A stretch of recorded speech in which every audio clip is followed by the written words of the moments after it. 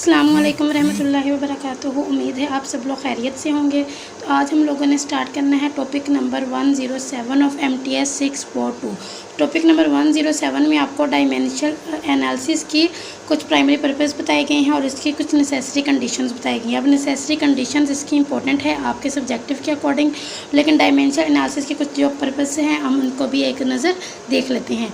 तो फर्स्ट जो इसके 3 मेन पर्पस हैं। जो फर्स्ट पर्पस है इसका वो है to generate non dimensional parameter that help in design of experiment physical और numerical and reporting of experimental results. अब ये डायमेंशन एनालिसिस आप लोग करते क्यों हैं? ये आप इसलिए करते हैं कि आपके पास एक इक्वेशन है, आपने उस पर डायमेंशन एनालिसिस किया, आप ये प्रेडिक्ट कर सकते हैं कि आपके पास जो कौन सा पैरामीटर है उसमें जो कि डायमेंशन लेस है और कौन सा डायमेंशनल है। तो ये हम एक्सपेरिमेंट करते हैं, उसके एनालिसिस करते हैं और इससे हम एक्सपेरिमेंटल रिजल्ट को भी फाइंड आउट कर सकते हैं। और अगर कोई आपने किसी पैरामीटर को डायमेंशन लेस बनाना है, नॉन डायमेंशनल बनाना है, तो वो भी आप इसकी हेल्प से बना सकते हैं। आप नॉन डायमेंशनल पैरामीटर को जनरेट कर सकते हैं और ये आपको जो एक्सपेरिमेंटल रिजल्ट है उनमें भी ये आपकी हेल्प करता है। नेक्स्ट है आपके पास to obtain scaling laws so that prototype performance can be.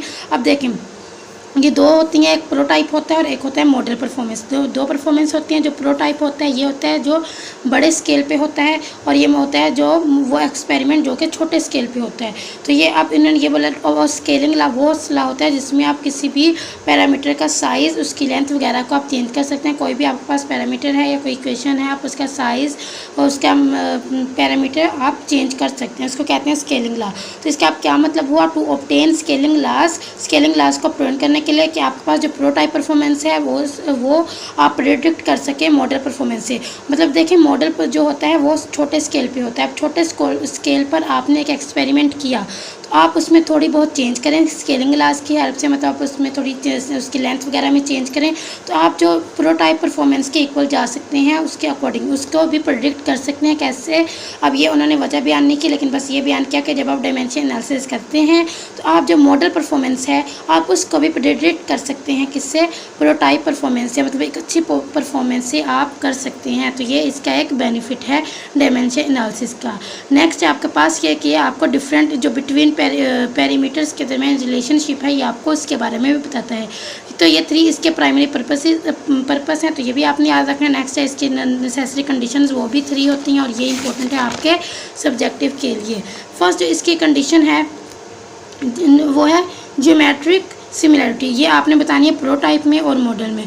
अब देखिए ज्योमेट्रिक नेम से जाहिर हो रहा है कि इसमें शेप्स के अकॉर्डिंग बात होगी। द मॉडल, जो मॉडल में शेप है वो सेम होनी चाहिए जैसे कि प्रोटोटाइप में है, but may be scaled by some constant scalar factor. अब वो कह रहे हैं कि ज्योमेट्रिक सिमिलरिटी कैसे होगी प्रोटोटाइप में और मॉडल में? तो जो मॉडल में शेप यूज़ हो रही है वही उसकी प्रोटोटाइप में भी होनी चाहिए, और मतलब प्रोटोटाइप जैसे उसकी शेप होनी चाहिए और आप उसको थोड़ा बहुत स्केल कर सकते हैं, थोड़ा बहुत चेंज कर सकते हैं किसी कांस्टेंट फैक्टर से मल्टीप्लाई करवा के, ठीक है, by some constant scalar factor से यूज़ करके आप उसकी जियोमेट्रिक सिमिलरिटी को प्रूव कर सकते हैं। नेक्स्ट आपके पास काइनेटिक सिमिलरिटी। इसका मतलब ये है कि जो फ्लो है मॉडल फ्लो है, मतलब कि जो छोटे स्केल पर फ्लो है वो किसके इक्वल होना चाहिए कि उसके velocity at corresponding point in prototype flow. जो लार्ज स्केल पर फ्लो हो रहा है और जो छोटे स्केल पर फ्लो हो रहा है ये इक्वल होना चाहिए। इनकी जो वेलोसिटी है, काइनेटिक सिमिलरिटी का मतलब है कि उनकी वेलोसिटी सेम होनी चाहिए। आप किसी भी कांस्टेंट स्केलर फैक्टर से उसको मल्टीप्लाई भी करवा सकते हैं। मतलब थोड़ा बहुत अगर आप चेंज करें मॉडल फ्लो में तो वो प्रोटोटाइप फ्लो के इक्वल आना चाहिए। लास्ट वन है आपके पास dynamic similarity. When all forces in model flow scale by constant factor, मतलब जितनी भी फोर्सेज हैं मॉडल फ्लो में आप किसी स्केल बाय कांस्टेंट फैक्टर, ये आप लिख सकते हैं कि इसका मतलब है कि थोड़ा बहुत चेंज करना है, मतलब थोड़ा बहुत चेंज करके आप उसको प्रोटोटाइप के इक्वल ला सकते हैं। तो प्रोटोटाइप फ्लो के इक्वल होना चाहिए। ये आपकी 3 इसकी सिमिलरिटीज़ हैं। होप सो आपको इसकी समझ आई होगी। तो आप इसको अपने वर्डिंग में भी लिख सकते हैं। ज्योमेट्रिक सिमिलरिटी में आप जस्ट ये मेंशन कर दें कि जो मॉडल की शेप है वो प्रोटोटाइप की भी शेप होनी चाहिए, काइनेटिक में वेलोसिटी सेम होनी चाहिए और डायनामिक में फोर्सेज सेम होनी चाहिए। नेक्स्ट है आपके पास dimensional analysis and similarity 108 topic number है इन जनरल फ्लो। अब कंप्लीट सिमिलरिटी कब होगी? जब मॉडल में और प्रोटोटाइप में कंप्लीट सिमिलरिटी कब अचीव होगी? जब ज्योमेट्रिक भी होगी वो सिमिलरिटी, काइनेटिक भी होगी और डायनामिक सिमिलरिटी भी होगी। आप इसको किससे प्रूव करते हैं? नॉन डायमेंशनल पैरामीटर को पाई से, इसको कुछ प्रॉब्लम्स में इसको पाई 1 भी कहते हैं और कुछ प्रॉब्लम्स में डिपेंडेंट पाई कहते हैं और कुछ प्रॉब्लम्स में इनको इंडिपेंडेंट पाई कहते हैं। तो आप इसको ऐसे भी लिखते हैं pi 1 equal to f pi 2 pi 3 pi up to so pi n. अब देखिए उन्होंने लिखे हैं अचीव सिमिलरिटी। सिमिलरिटी को अचीव करने के लिए जो मॉडल में है वही किस में होनी चाहिए, प्रोटाइप में भी होनी चाहिए। अगर पाई 2 एम है, 2 को सेकंड वाली कौन सी थी सिमिलरिटी, काइनेटिक सिमिलरिटी। सेकंड वाली काइनेटिक थी, थर्ड वाली डायनामिक थी और फर्स्ट वाली जियोमेट्रिक थी। ठीक है, तो आप यहाँ पे लिख सकते हैं पाई 2 एम मतलब कि अगर सेकंड से मॉडल में सेम है तो वो पी उस मतलब प्रोटाइप में भी वही प्रॉपर्टी सेम होनी चाहिए। अगर 3 एम है 3 पी होना चाहिए, के एम है के पी होना चाहिए। ठीक है, ये काइनेटिक है, मॉडल प्रोटाइप, तो ये सब सेम होना चाहिए। नेक्स्ट उन्होंने रिनॉल्ड नंबर का फार्मूला लिखा हुआ है। रिनॉल्ड नंबर का फार्मूला था रो वी एल बाई म्यू। अब इसमें क्या है, रिनॉल्ड नंबर का आप फॉर्म बनता है जब रेशो लेते हैं डेंसिटी की, वेलोसिटी की, लेंथ की, किसके साथ, विस्कोसिटी के साथ। जब आप ये रेशो लेते हैं तो आपके पास क्या आंसर आता है, रिनॉल्ड नंबर आंसर में आता है। तो ये वाला जो फार्मूला ये आप याद रख लें, आपके कोई भी न्यूमेरिकल बना के आपसे पूछा जा सकता है। ये आपके पास टॉपिक नंबर 109 इंपॉर्टेंट टॉपिक है। इसमें देखें ये आपको गिवन है पाई 2 एम। अब इसमें ना वो आपसे कोई भी वैल्यू पूछ सकते हैं, मतलब वो आपको कह सकते हैं कि मॉडल में हमें वेलोसिटी बताएं, मॉडल में हमें विस्कोसिटी बताएं, या मॉडल में हमें लेंथ बताएं, या प्रोटाइप में हमें length velocity length velocity density and ये विस्कोसिटी ये बताएं हमें वेलोसिटी वगैरह। तो ये आपसे पूछ सकते हैं। तो आपने पता क्या करना है, ये वाला फार्मूला ये मॉडल के लिए भी लिखना है, ये वाला फार्मूला आपने प्रोटाइप के भी लिखना है, उनको आपने इक्वल करना है। वहाँ से अगर आपको वी एम की वैल्यू चाहिए तो आपने वी एम को सेपरेट करना है। देखें इन दोनों को इक्वल रखा है, ये वाली जो वैल्यू थी और ये वाली जो वैल्यू थी, इनको इक्वल रखना है आपने, क्योंकि आपको पता है पाई 2 एम किसके इक्वल होता है, पाई 2 पाई के इक्वल होता है। तो इनको इक्वल रखेंगे। अब जो भी फार्मूले में वो आपसे पूछेंगे कि मॉडल में आप फाइंड आउट करें वी को या एल को या यू को या म्यू को या इसमें, तो आपने वो वैल्यू को सेपरेट करके फाइंड आउट लेना, वैल्यूज आपको गिवन होंगी। अब ये टॉपिक नंबर 109 था, ये एक था आपका न्यूमेरिकल। अब ये आपका काफ़ी लेंथ था, मतलब 10 to 11 लाइन्स पे ये न्यूमेरिकल आ रहा था, लेकिन वो वैल्यूज़ इतना ज़्यादा लेंथी वो नहीं देंगे, लेकिन वो आपको ये वैल्यूज़ में भी दे दें। तो आपने ये वाला फार्मूला लगाना है और इसमें वी एम को फाइंड आउट करना था टॉपिक नंबर 109 में। तो ये मैंने इन दोनों के इक्वल रखे सेपरेट किया, बस वैल्यूज़ पुट करेंगे तो आपका आंसर आ जाएगा।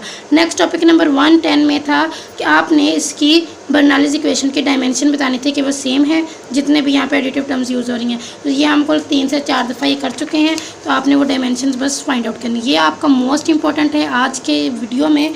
ये जो आपका थ्योरम है बकिंग पाई थ्योरम बहुत ज़्यादा इंपॉर्टेंट है। इसके जो 5-6 स्टेप्स हैं, ये 6 स्टेप्स इंपॉर्टेंट है। तो इसके जस्ट आपने स्टेप्स याद रखना है। अगर आप ये एग्जांपल्स ना भी करें, आपने सिर्फ ये 6 स्टेप्स पे लिख दिए तो आपको इंशाल्लाह मार्क्स मिलेंगे। ये स्टेप्स अक्सर पेपर में आ जाते हैं। तो फर्स्ट में आपने क्या करना है, स्टेप 1 है आपका let all the dimensional parameter involved. अब आपने एक इक्वेशन आपको गिवन होगी, ठीक है, आपने उस इक्वेशन में क्या करना है, जितने भी डायमेंशियल पैरामीटर है उन सबको सेपरेट करना है। जैसे कि यहाँ पे उन्होंने कुछ खुद से लिख दिए, F V D rho mu, force, velocity, distance, rho, mu. यहाँ पे उन्होंने एन देखे इक्वेशन में जितने भी ये यूज़ होंगे डायमेंशन पैरामीटर, आपने उनकी क्या करनी है, क्वांटिटी मतलब उनकी तादाद को लिखना है फर्स्ट स्टेप में। ये आपका फर्स्ट स्टेप है कि जितने भी आपके पास डायमेंशन पैरामीटर हो गए आप उनको लिखेंगे। सेकंड स्टेप है आपके पास कि जितने भी फंडामेंटल प्राइमरी डायमेंशन है आपने उनको सेपरेट करने हैं। मतलब इनमें जो आपकी इक्वेशन आपको गिवन होगी उसमें जितने भी प्राइमरी डायमेंशन है, जैसा कि मैस हो गया, लेंथ हो गया, टेम्परेचर हो गया, और जितने भी प्राइमरी 7 होती हैं ना, वो कैंडेला और वो मोल वाली, वो अगर उनमें से कोई 7 प्राइमरी डायमेंशंस हैं तो आपने उनको क्या करना है, सिलेक्ट कर लेना है। स्टेप नंबर 3 है आपके पास कि जितने भी आपके पास उन पैरामीटर्स की डायमेंशंस हैं आपने उनको लिखना है। मतलब जितने भी आपके पास पैरामीटर्स हैं पहले आपने उनको लिखना है, नीचे आपने उनके डायमेंशंस को लिखना है। ये देखिए यही यहाँ पे लिखा हुआ है, list the dimension of all parameter. आपने डायमेंशंस की लिस्ट बनानी है और फिर आपने नंबर ऑफ प्राइमरी डायमेंशन, जो कि प्राइमरी डायमेंशन है, आपने उनको लिख देना है। स्टेप नंबर 4 है आपके पास select a set of all dimension. अब देखें, अब यहाँ से इस इक्वेशन से पहले आपने किनको सेपरेट किया था, जो फंडामेंटल प्राइमरी डायमेंशंस थी, और स्टेप नंबर 4 में आप लोगों ने करना है उन डायमेंशंस को सेपरेट जिनमें प्राइमरी डायमेंशंस होती हैं। मतलब देखें ना, इसमें एम भी यूज़ हो रहा है, एल भी यूज़ हो रहा है, टी भी यूज़ हो रहा है, 3 डायमेंशंस यूज़ हो रही हैं, इसमें 2 यूज़ हो रही हैं, इसमें भी यूज़ हो रही हैं, इसमें भी। तो अब आपने उनको लिखना है जिसमें ऑल प्राइमरी डायमेंशंस, ये जितनी भी प्राइमरी डायमेंशंस है वो जिनमें यूज़ हो रही हैं, जैसे कि रो लिखा मैंने, वी भी लिखा, डी भी लिखा, और यहाँ पे आप लोग एफ भी लिख सकते हैं, ठीक है, क्योंकि एफ में भी ये ज़्यादा यूज़ हो रही हैं। स्टेप नंबर 5 है आपके पास कि अब आपने क्या करना है, आपने उनको एक वेरिएबल का नेम देना है और वो सारी डायमेंशंस लिखनी है, ठीक है। अब पाई 1 में आपके पास ये देखें, यह हो जाएगा रो वी डी एफ। अब रो वी डी एफ में आपने उनको ऊपर एक वेरिएबल लिख देना है, रो की ए बी, ये वेरिएबल्स आपने खुद से लिखने हैं, rho A V B D C F E, मतलब इस तरह आपने वेरिएबल्स खुद से यहाँ पे नेम दिए। फिर अब आपने क्या करना है, आपने यहाँ पे इनके डायमेंशंस लिख देने हैं, जो आर की है, जो वी की है, जो डी की है, जो एफ की है। अब जब आप इनको सॉल्व करेंगे तो ये सारे कैंसिल आउट होकर जो आपके पास आंसर आएगा वो आंसर होगा आपके पास डायमेंशन लेस, एम की पावर 0, एल की पावर 0, टी की पावर भी 0। तो पाई 1 का फार्मूला आप सबको पता ही है, हम बार बार पढ़ चुके हैं, एफ पर रो वी स्केयर डी स्केयर। अब लास्ट में आपने क्या करना है कि जो आपको ग्रुप मिला है, जितना भी ये वाला जो ग्रुप आपको मिला होगा लास्ट पे, वो आपके पास क्या होगा, डायमेंशन लेस होगा। तो एग्जांपल बेशक आपने अगर बस लिया, इसमें ये स्टेप आपने लिखना है, each group obtained is dimensionless, वो क्या होना चाहिए, डायमेंशन लेस होना चाहिए। तो M naught L naught T naught pi 1 ये किसके इक्वल होगा, F over rho V square D square. एक बार फिर से रिपीट कर देती हूँ, फर्स्ट में आपने जितनी उनकी स्ट्रेंथ है, जितनी उनकी तादाद है, उन डायमेंशियल पैरामीटर्स की फर्स्ट स्टेप में आपने वो लिखना है। एग्जाम्पल आप पेपर में ना भी लिखें। सेकंड स्टेप में आपने डायमेंशन फंडामेंटल प्राइमरी डायमेंशंस को सेपरेट करना है। फिर थर्ड स्टेप में आपने पैरामीटर्स को लिखना है, नीचे उनके डायमेंशंस को लिखना है। स्टेप नंबर 4 में आपने जितनी भी आपके प्राइम डायमेंशन यूज़ हो रही हैं, जिन पैरामीटर्स में आपने उनको लिखना है। फिर लास्ट में आपने उनको एक वेरिएबल इंट्रोड्यूस करवाना है, फिर आपने उनकी डायमेंशन से लिखनी है। लास्ट में आपको जो ग्रुप गेन होगा, आपको मिलेगा, ऑब्टेन होगा, वो क्या होगा, डायमेंशन लेस होगा। नेक्स्ट टॉपिक नंबर 112 था, जो कि इतना इंपॉर्टेंट नहीं था। वो अगर आप देखें भी तो उसमें कुछ भी नहीं था, सिर्फ उन्होंने समरी लिखी हुई है कि नेक्स्ट जो टॉपिक्स हमने करने हैं उसमें हमने क्या क्या करना है। तो अब हम करेंगे टॉपिक नंबर 113। टॉपिक नंबर 113 में भी कुछ भी नहीं है, बस आपने इसको एक बार देखना है, dimension analysis of fluid flow.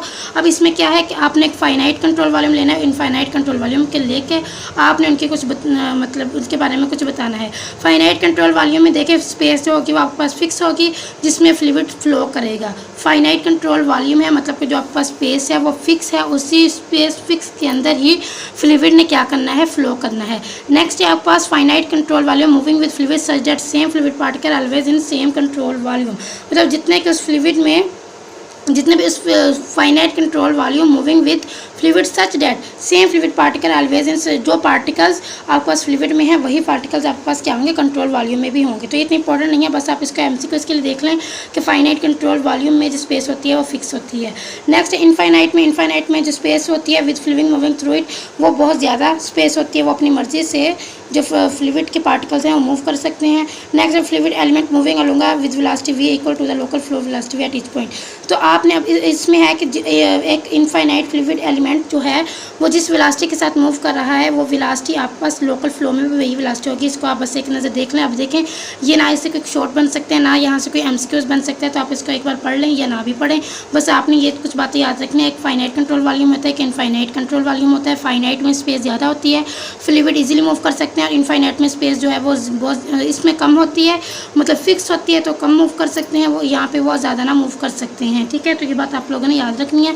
Next आपके पास जो टॉपिक नंबर 114 है, ये इंपॉर्टेंट है। v equal to u i v j डब्ल्यू के एक वेक्टर v है, उसको उसकी ये 3 पोजीशंस हैं। ठीक है, अब यू है, इसमें एक एक्स होती है, एक वाई होती है, एक जेड होती है और एक टी होता है। टेलर सीरीज आपने यहाँ से बना के लिखनी है। रो टू किसके इक्वल होगा, रो 1 प्लस डी रो ओवर पार्शियल x1, यहाँ पे लिखना x2 माइनस x1, फिर partial over partial y2 minus y1, फिर partial over partial z2 minus z1, फिर partial over partial t2 minus t1। फिर यहाँ पे आई मतलब यहाँ पे x भी लिखना है, y भी लिखना है, z भी लिखना है, t भी लिखना है। ये लिखने के बाद आपने यहाँ पे एक रो 1 लिखना है, यहाँ पे हायर ऑर्डर टर्म्स इनको आप इग्नोर करती हैं।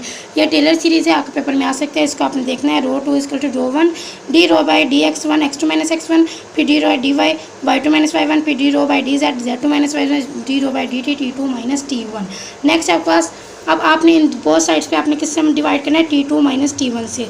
जब आप यहाँ से t2 माइनस t1 से यहाँ पर भी डिवाइड करवाएंगे।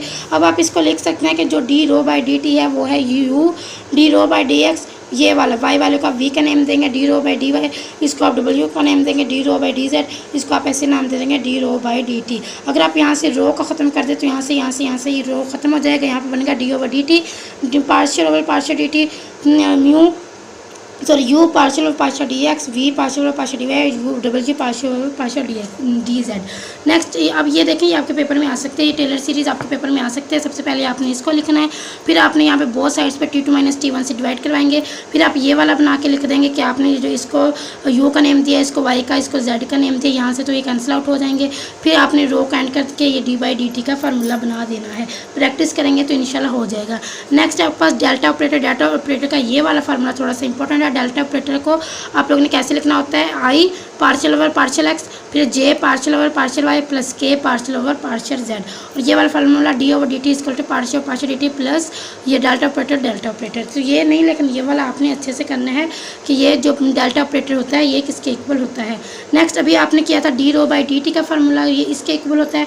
अगर आप यहाँ पे small D rho by D t करें, मतलब ये capital d rho by D t है, यहाँ पे आप करें small D rho by D t, तो यहाँ पर भी आप बिल्कुल वैसे ही लिख सकते हैं। मतलब यू की जगह आप डी एक्स लिखते हैं, वी की जगह डी वाई लिखते हैं, डबल यू की जगह डी जेड लिखते हैं। यही चीज़ उन्होंने यहाँ पे लिखी हुई है। ये स्टेप अगर आप ना भी करें तो D rho by D T, ये small D rho D T is equal D rho by D T, D rho by D T plus U D rho by D X plus V D rho by D Y W D rho by D Z. ये आप लिखेंगे यहाँ से ये वाला, तो यहाँ पे इजीली लिख सकते हैं कि जो d rho by D t है और जो d capital rho by D t है, इन दोनों की सेम डायमेंशन है। मतलब जो इसका फार्मूला है वही इसका फार्मूला है। ठीक है, ये एक सिंपल सी बात है इसमें, लेकिन ये वाला फार्मूला इंपॉर्टेंट है, ये शॉर्ट में अक्सर पूछ लेते हैं। तो आपने किसको याद रखना है, लॉन्ग के लिए टेलर सीरीज़ है आज के टॉपिक में इंपॉर्टेंट, और एक शॉर्ट के लिए नेसेसरी कंडीशंस ये वाला इंपॉर्टेंट है, ये पेपर में आ सकती हैं। नेक्स्ट स्टेप्स तो बहुत ही ज़्यादा इंपॉर्टेंट है। जस्ट स्टेप्स आपने 6 स्टेप्स को आपने, अगर वो 1 लाइन पे भी है, 6 लाइन्स पे भी आ रही हैं तो आपने इसको लाजमी करना है। ठीक है, वो कोई इक्वेशन नहीं देंगे आपको, जस्ट वो आपको स्टेप से लिखने का बोलेंगे तो स्टेप आपने लिखने हैं।